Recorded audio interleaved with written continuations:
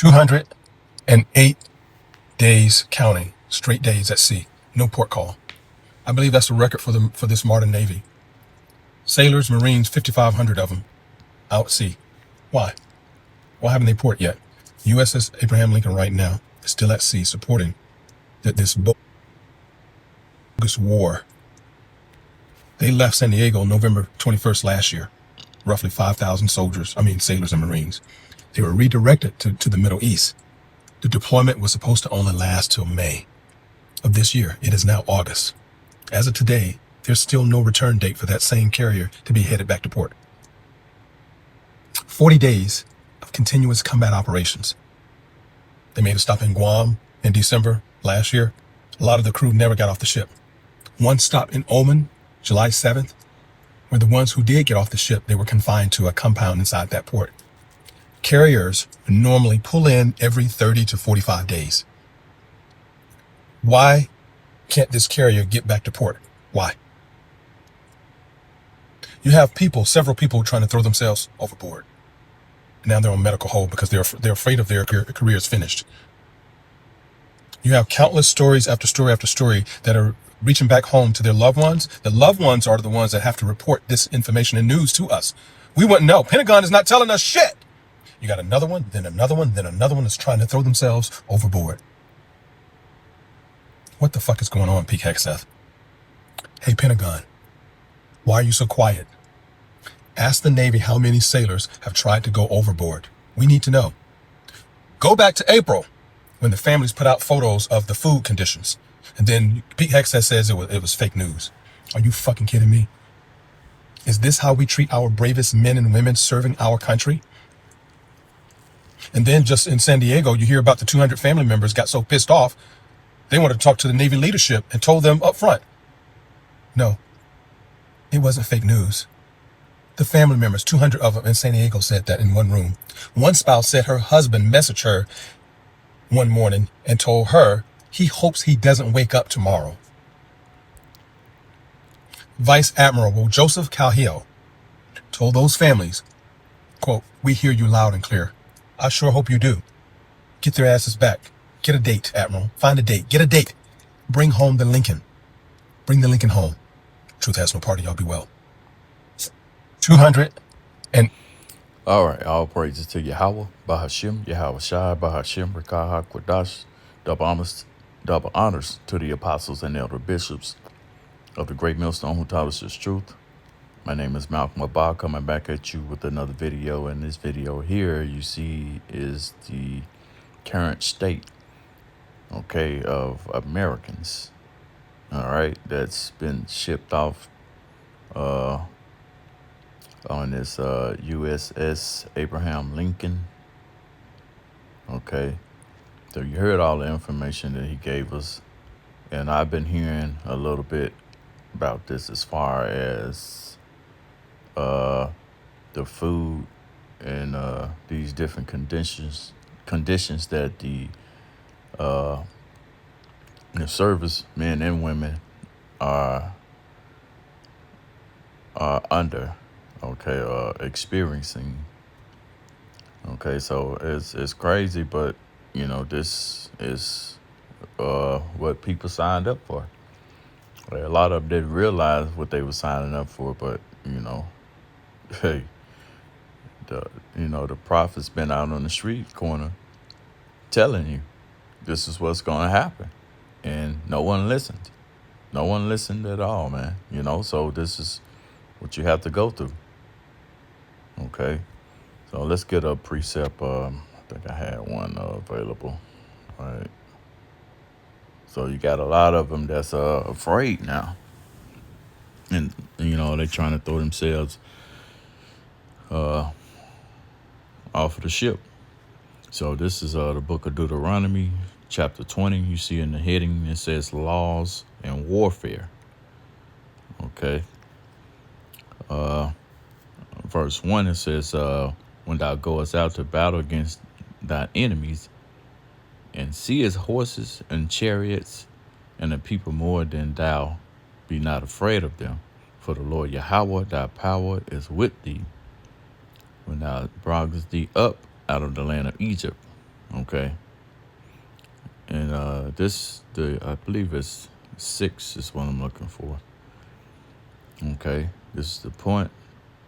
Deuteronomy chapter 20, verse 6, it says, and what man is he that had plain or a vineyard,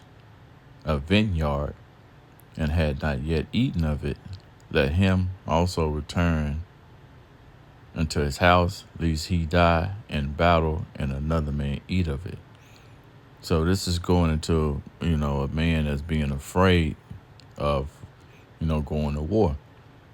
Okay. And a lot of them in this situation here, they didn't think that they would be going off to war. They didn't suspect that they was going off to war.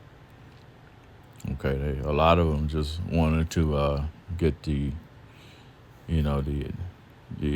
what's the word I'm trying, the amenities, or the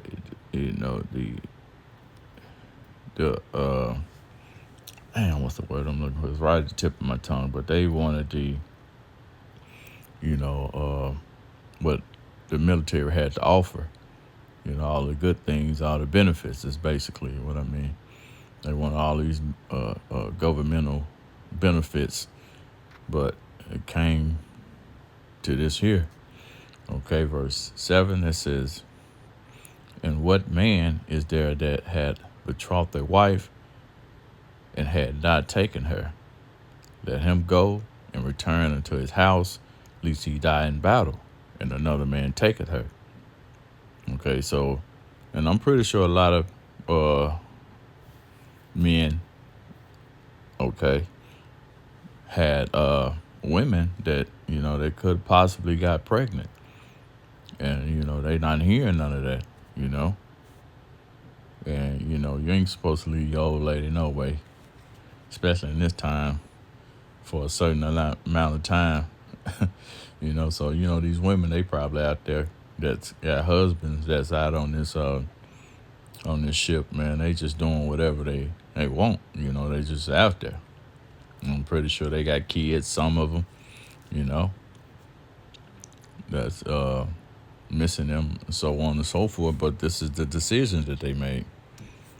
Okay, this is the decision that they had made. Okay, so they have to live with it. Okay, Deuteronomy 20:8, and the officers shall speak further unto the people, and they shall say, what man is there that is fearful and faint-hearted? Let him go and return into his house, lest his brethren heart faint as well as his heart. Okay. So this is going into what they're the ones that don't want to fight on this war that's going on now over there. Well, yeah, it's still I was gonna say it's still a cold war, but it's really not cold anymore, because it's just right on the edge of being hot. Okay, I guess you can call it lukewarm. Okay, or it's at the point of getting ready to boil. Okay, I got another video I want you to see, so let's check that new other video out. United States troops are trying to jump overboard on the USS Abraham Lincoln because of the conditions and the duration of the deployment that they have been on. Conditions are now so dire for United States troops in an illegal war that they are now trying to jump fucking overboard. I don't even have to say anything else. That enough should be like, what the fuck are we talking about? U.S. troops trying to jump overboard on a ship? Because why? Because the showers don't work and they got mold in them. Because the plumbing is so clogged that it's now leaking onto the floor in confined spaces. The food quality is so dramatically declined that the troops don't even want to fucking eat it. They are now in a position where they want to jump overboard on a military fucking vessel. They've been on a deployment for almost a fucking year in a war that just won't end because we refuse to hold these pedophilic murderers accountable. I'm yelling because I'm a fucking veteran and I know what the fuck it's like to be in dire situations where you can't do anything about it. They have no ability to escape, to go anywhere. They cannot fucking do nothing. They're on a floating fucking prison.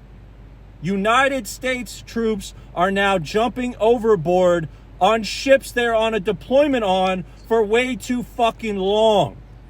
In a place that we shouldn't even fucking be.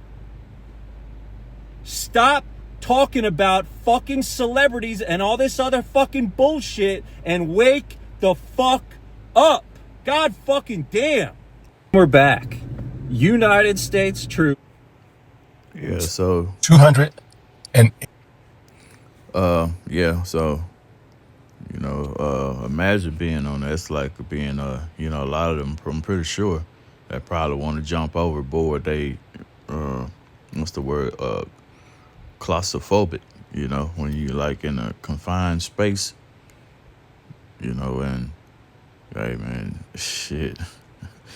Yeah, yeah, like the guy said, that it looked like a so-called white guy said that, it looks like, he said it was like a floating prison, which, yeah, I'm pretty sure they got some prison cells that are probably in better condition than that, Okay, let's get ready. I'm gonna pull a few more and I'm gonna end it. A few more scriptures. Where is that one I was looking for? There we go. The book of Jeremiah, chapter 51 and verse 30, it says, "The mighty men of Babylon have forborne to fight. They are, it says they have remained in their holes. Their might have failed. They became as women. They have burned their dwelling places. Their bars are broken." Okay. So, yeah, they have forborne to fight. Let's look that word up, forborne to fight. I said forborne. Okay, there's two different ones. Okay, forborne says to stop, cease, desist, forego, cease, to be, leave, undone, forbear. Okay. So, yeah, leave off. So, yeah, we know what fight is all about. It says to fight, to battle, make war. So, yeah, that's it, man. It's showing what's really going on. Okay, the skirts have been lifted. Okay, it's showing that they truly ain't about that life.